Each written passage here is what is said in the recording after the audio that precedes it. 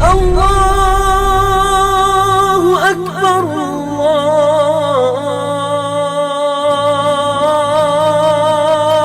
الله أكبر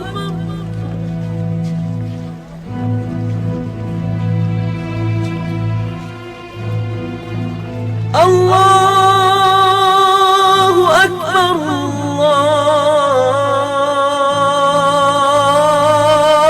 الله أكبر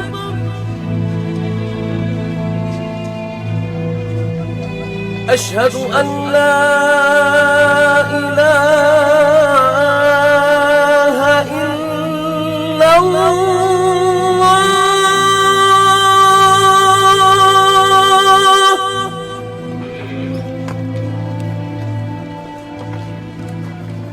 أشهد أن لا إله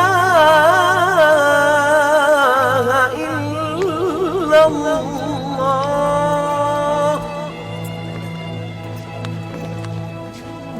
أشهد أن محمدًا رسول الله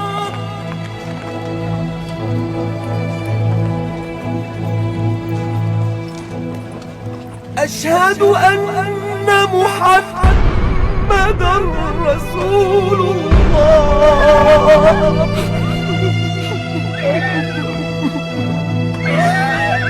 حي على الصلاة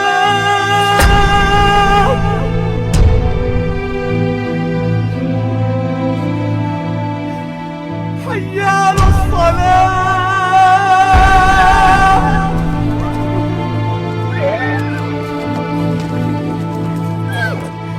حي على الفلاح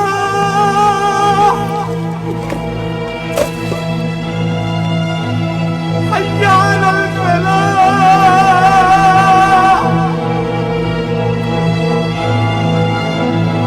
الله أكبر الله أكبر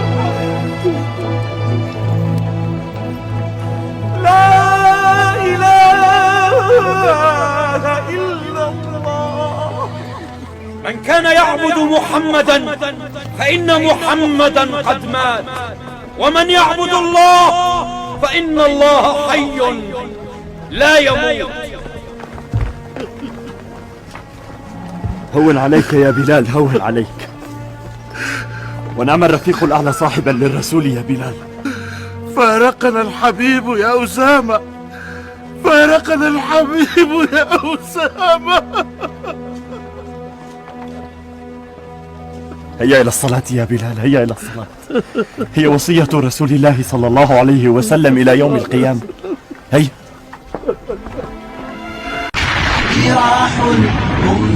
Rasulullah, di depan ada malaikat Israel mau masuk. Kata Rasulullah, boleh masuk, silakan. Kemudian malaikat Israel mengucapkan salam, dan setelah mengucapkan salam, malaikat Israel menawarkan, ya Rasulullah, aku disuruh oleh Allah untuk mencabut nyawamu atau membiarkan engkau. Dalam riwayat, aku disuruh oleh Allah untuk memberikan pilihan kepadamu, al-baqa' fid dunya, tetap di dunia, atau ar-rafiqul a'la, atau dengan Allah. Nabi Muhammad menjawab, ar-rafiqul a'la, dengan Allah.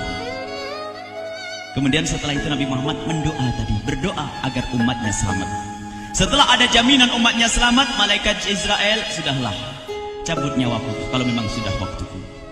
Mulailah Nabi Muhammad dicabut nyawa beliau oleh malaikat Israel. Dan di saat Nabi Muhammad mulai dicabut nyawa beliau oleh malaikat Israel, Nabi Muhammad mengatakan, mahadha, apa ini wahai Israel? Malaikat Israel kemudian menjawab, ya Rasulullah, itu adalah sakaratul maut, itu adalah sakitnya di dalam kematian. Kemudian Nabi Muhammad mengangkat tangannya sambil berucap, la ilaha illallah, inna lil mauti la sakarat, tidak ada Tuhan selain Allah, sungguh di dalam kematian ada sakitnya, sakit kematian, yaitu sakaratul maut. Kemudian Nabi Muhammad memohon, ya Allah, Allahumma khafif alayya sakaratul maut, ya Allah, ringankan sakaratul mautku ini, ya Allah. Dijawab oleh malaikat Israel, ya Rasulullah, itu sudah aku ringankan 70 kali. Nabi Muhammad menoleh, apa malaikat Israel? Sudah kau ringankan 70 kali keringanan. Iya ya Rasulullah, sungguh aku tidak pernah mencabut seorang hamba lebih lembut dari cara mencabut nyawamu. Ini sudah aku ringankan 70 kali. Setelah itu justru Nabi Muhammad menangis Israel.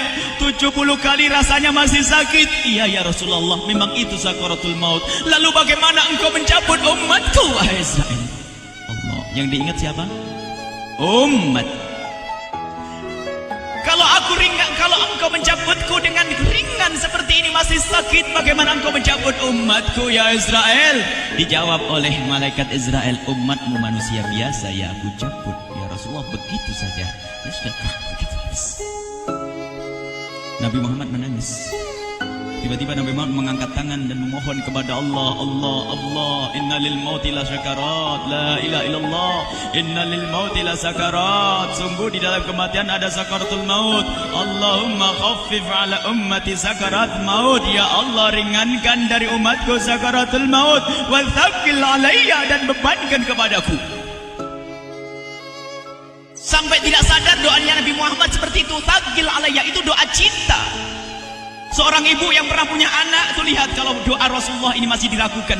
Bagaimana Rasulullah bisa doa begitu? Itu bahasa cinta yang tidak bisa diterjemahkan dengan oleh akal. Seorang ibu kadang-kadang, ibu yang di belakang, ibu mau dikasih sakit oleh Allah. Mau bu? Ibu jauh sekali. Ibu mau dikasih sakit? Jawabnya tidak mau. Tapi suatu ketika seorang ibu melihat anaknya sakit, ngomong, sudahlah nak, jangan kamu yang sakit, biar ibu yang sakit. Ada atau tidak? Kenapa ngomong begitu? Itu bahasa cinta itu. Tidak rela kalau anak ini sakit, biar aku saja yang sakit. Itu yang dirasakan Rasulullah. Sakaratul maut begitu sakitnya, membayangkan betapa sakitnya umat Nabi Muhammad di saat dicabut nyawa beliau.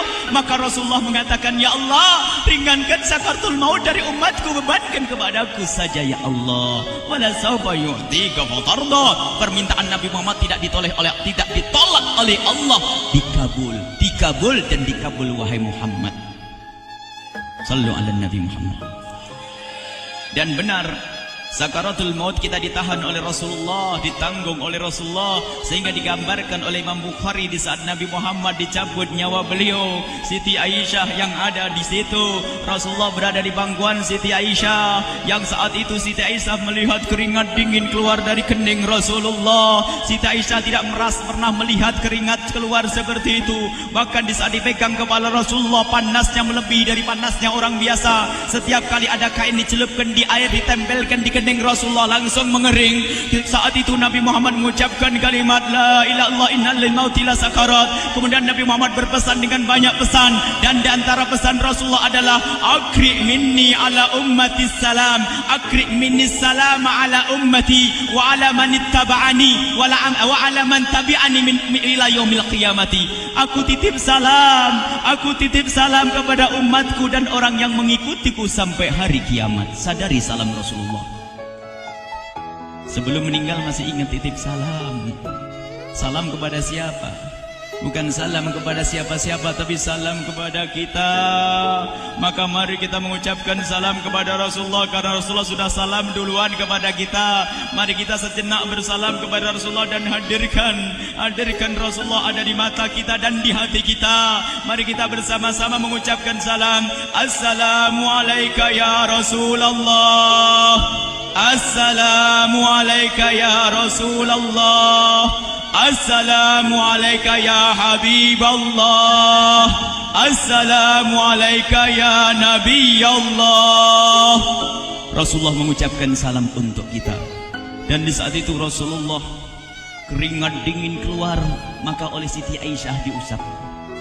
Oleh Siti Aisyah diusap, bayangkan saat itu Nabi Muhammad di pangkuan Siti Aisyah dan diusap oleh Siti Aisyah. Siti Aisyah berkata, keringat Rasulullah mengucur deras hingga aku usap, dan aku usap dengan tangannya Rasulullah. Diusap dengan tangannya Rasulullah. Siti Aisyah memegang tangan Rasulullah sendiri yang digunakan untuk mengusap keringat Rasulullah. Sahabat bertanya, Aisyah, kenapa harus dengan tangan Rasulullah, tidak dengan tanganmu? Lihat jawab Siti Aisyah, karena tangan Rasulullah lebih lembut dari tanganku. Sallu ala Nabi Muhammad. masih sempat nyanjung itu sahabat Nabi. Dalam keadaan begitu masih menyadari kelembutan tangan Rasulullah, jasad Rasulullah, kemuliaan Rasulullah sallallahu alaihi wasallam. Dan aku lebih menginginkan bahwasanya yang menyentuh jidat Nabi Muhammad adalah tangan yang paling mulia di dunia dan di akhirat. Siti Aisyah nggak berani menyentuhkan. Pengennya yang disentuhkan di kening Rasulullah adalah tangannya Rasulullah sallallahu alaihi wasallam. Kemudian setelah itu Nabi Muhammad merasakan sakit yang sangat untuk kita.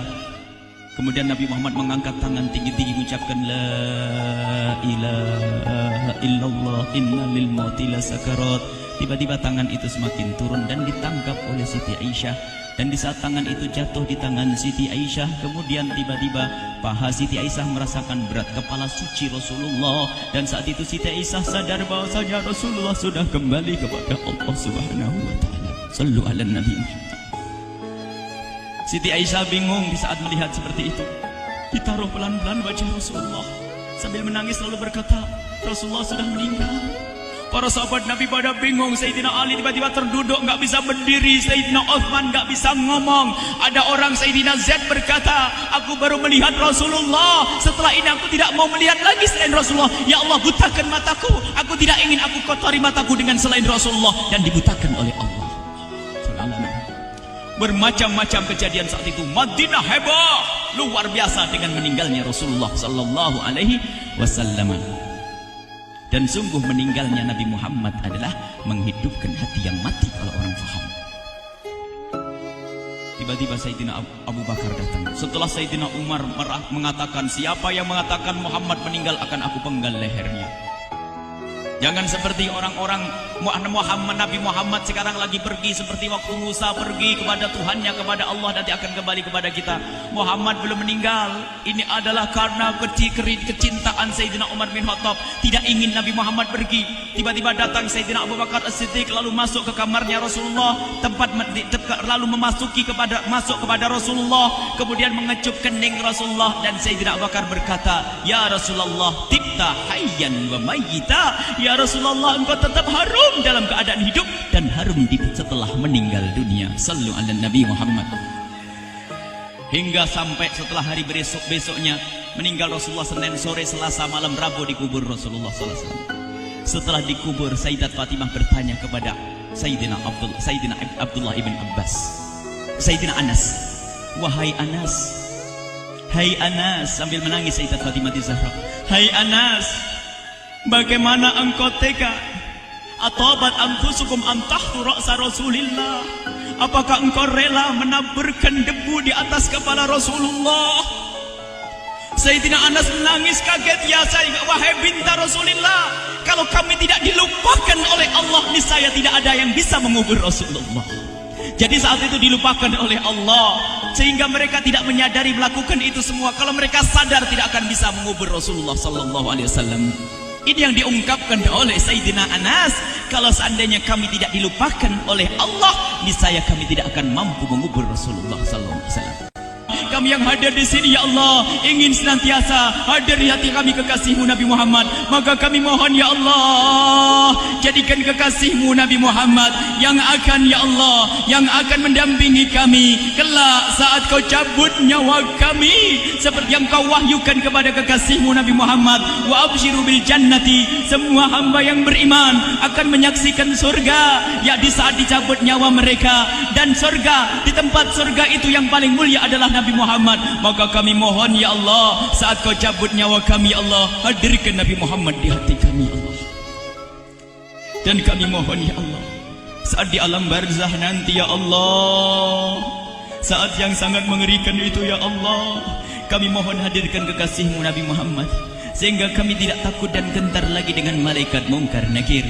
Dan ya Allah, kami mohon di saat di padang mahsyar nanti, ya Allah, hadirkan kekasih-Mu Nabi Muhammad. Jadikanlah kekasih-Mu Nabi Muhammad yang akan menemani kami dan akan membonceng kami, membawa kami ke telaga Kausar. Lalu kami diberi air minum dari air telaga Kausar hingga kami tidak akan haus selama-lamanya. Ya Allah, jadikan kekasih-Mu Nabi Muhammad yang akan menemani kami di saat kami menyeberang Siratal Mustaqim hingga kami tidak akan terjerumus ke neraka Jahanam. Dan jadikan kekasih-Mu Nabi Muhammad yang akan kami saksikan setiap saat di surga-Mu, ya Allah. Ya Allah, jadikan kekasih kekasihmu Nabi Muhammad yang senantiasa ya Allah kami lihat kelak di surga, dan jadikan ucapan kami di akhir hayat kami kelak adalah ya Allah, adalah kalimat agung dan mulia La ilaha illallah Muhammadur Rasulullah